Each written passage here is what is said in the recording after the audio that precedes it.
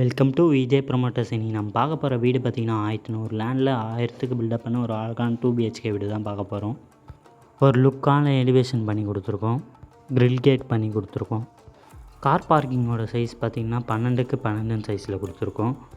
Safety grill gate பண்ணி கொடுத்துருக்கோம். வாசக்கால் main door ஃபுல்லாகவே டீக்குள்ளே தான் பண்ணி கொடுத்துருக்கோம்.